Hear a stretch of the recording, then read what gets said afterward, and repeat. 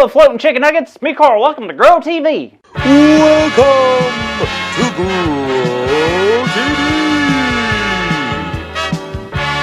Hosted by Carl, where we have fun with our friends, talk about Jesus, and go over everything the Bible has to offer. Now, once again, welcome to Grow TV. Well, hey there. How y'all doing?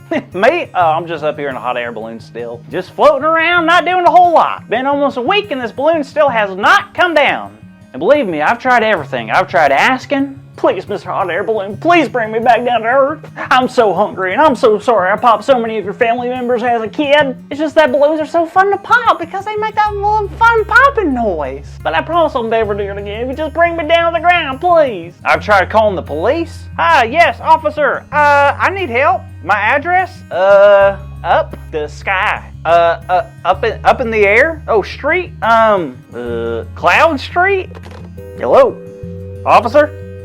I've tried it all. I'm getting so hungry I can barely take it any longer. I guess the only way to go down is to pop the balloon. Here goes nothing. Carl! Don't do that! Ah, Katie! What did you do that for? I'm sorry, I just didn't want you to hurt yourself. Oh, good. I'm glad that didn't happen. I said I'm sorry? Plus, popping that hot air balloon could have been really bad. You could have been in a terrible situation. Well, newsflash, Katie, I'm already in a terrible situation. I'm not only stuck on this floating death trap, I'm so hungry. Sorry. So hungry I could eat the sandwich I left behind my bed when I was in kindergarten. Oh, wow.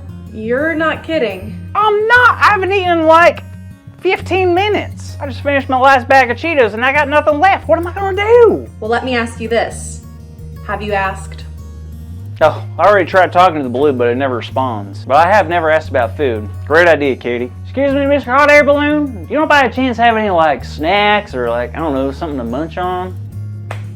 Not the balloon, Carl. I meant, have you asked God for what you need? Oh, yeah, I knew that.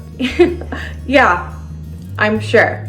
But seriously, this week, after reading our Bible story, I've been really trying to focus on asking God for what I need. You should too. Yeah, maybe you're right. You weren't talking about the story where Elisha had to deal with a famine, right? Yeah, that's the one. Oh, cool, because I had read that and I was wondering, what is famine? Oh, well, that's easy. A famine is when food is hard to find. It usually happens when it doesn't rain for a long time, so the crops can't grow, therefore making it harder and harder to make food. Oh, that makes sense. Because the story started off with Elisha and a bunch of other prophets that sat down to eat a meal, right? Exactly. One of the men had gone out to find some food, and when he came back and made a stew with it, things kind of went a little south. The stew was bad, right? Yep. For some reason, the stew was inedible. It was gonna make everyone sick, but Elisha knew exactly what to do. He grabbed some flour. Yep, I remember. Grabbed a bunch of flowers and put it in there. What kind do you think? Maybe roses, lilies, daffodils? Neither. It was flour, like cooking flour. Wait, how'd that fix it? Usually it wouldn't, but Elisha trusted God would use that flour to fix the stew so that the men could eat and survive during this hard time. Oh, that makes a lot more sense. Sure does. And something similar happened later on in the story as well. Yeah, I love this part. So kids, there's about 100 men with Elijah and they're all super hungry. And the famine sounds really awful. I don't think I'm famished. I don't want anybody else to be famished. So what happened next? A man from another city showed up and brought Elisha loaves of bread for them to eat. The only thing is, he brought only 20 loaves of bread for 100 men. Now, I don't know about you, but in my house, we would be throwing elbows and fighting over that food. I can imagine. And the people were worried because obviously that wasn't the amount they expected. But Elisha told them that the Lord said this: they will eat and have some left over. Now, I'm sure some of them doubted because how does 20 loaves feed 100 men? But guess what? It did. Yup. The men ate until they were full, and there was still some left over.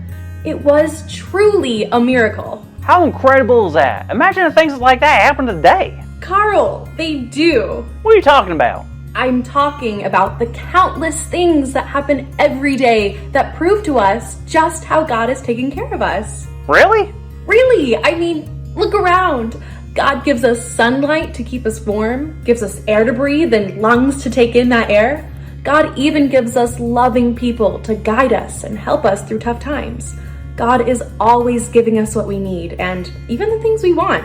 But sometimes we just need to ask. You think God listens to us when we ask? Of course. And I truly believe there are some things in this world that would not happen if we didn't ask God for it. So you're telling me if I asked for something right now, God would give it to me? Well, that's not exactly how it works. God isn't like a genie where whatever we want we get.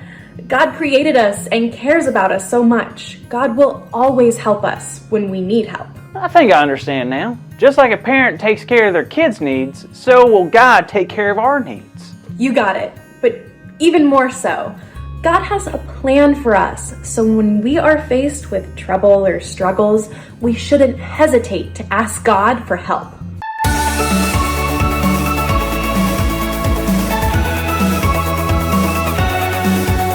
Hi kids, it's your good friend Sam. And man, do we have a great big idea for you today. And it's this: I can ask God for what I need. Are you ready to say it with me? This time, we're gonna shout it out to the clouds, okay? 1, 2, 3. I can ask God for what I need. Wow, great job. Don't forget that. No matter what it is, we can ask God for what we need. Now, in the next episode of Grow TV, we're going to finally see if Carl could get out of that hot air balloon, all right? Okay, I'll see you then. Bye. Thank you for watching, and tune in next week for a new episode of